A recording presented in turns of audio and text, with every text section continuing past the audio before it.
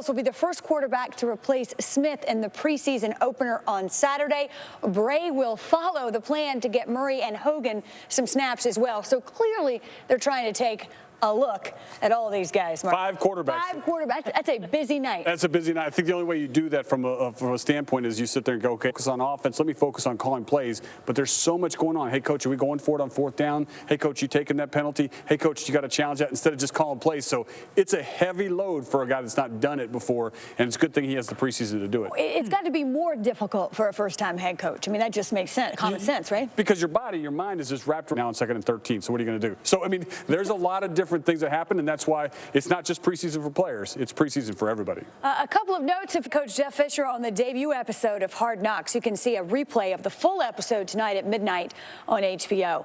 He references 7 and 9 because in recent history, Mark, that's about where his teams have been. How hot is the hot seat he's sitting on? Well, I think Coach Fisher knows. Is a better decision, okay, with what you have on paper, 6 years versus no pass in the NFL to start with the experience. That's it. All right, fair enough. 49ers, one update. Chip Kelly says he will not decide on the starting quarterback for the preseason opener until after the joint practice with the Texans on Friday. It's Colin Kaepernick or Blaine Gabbert, and we await the situation. About Hackenberg because he is their high-round draft pick, okay? Yeah. But Geno Smith, obviously, too, has the experience. He's come along on the backside of both of the seasons that he's played in terms of the QBR going up. And remember, he's put in some work.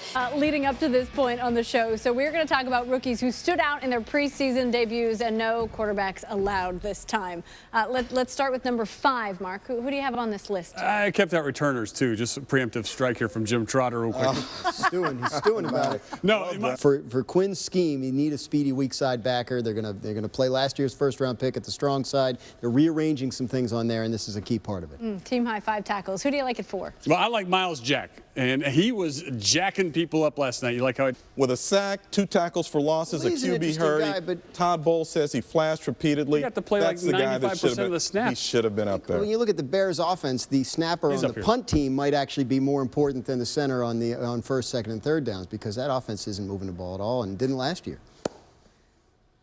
Time will tell. Yeah. Long snapper. All rookie team. Cody White here right now.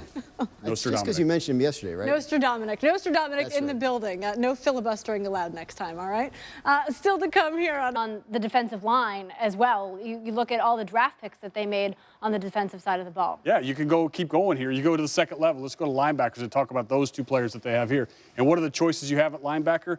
You're assuming that who was on your bench there, a linebacker that they can move up and use in the pass rush too. So another one of those movable pieces that they can kind of play with as they try to create those mismatches on defense. That's right. And by the way, Miles Jack, when he is able to get out there, is more than motivated after falling. You know, I spoke of overall. We talked about them on the line. We talked about them in the secondary. How significant is that in terms of what they're going to be able to do matching up with different teams? I think it's going to give them a great opportunity. And again, this is a lot of moving parts. You even talk about the safety position. They got another one in here because you sit there and say they went through free agency and they can continue to add players. And when you looked at a chance to be exceptional. And we constantly talk about Gus Bradley. Like that one of these years, he's going to end up on the hot seat. Can he pull it all together? All these pieces that we like, assuming they stay healthy, the key is to coach it and scheme it and find a way to win games with it. So we will see how it looks when we watch it on a tube. There you go, right? When it's not just on paper, but it's actually in front of you on the field. I'm talking 7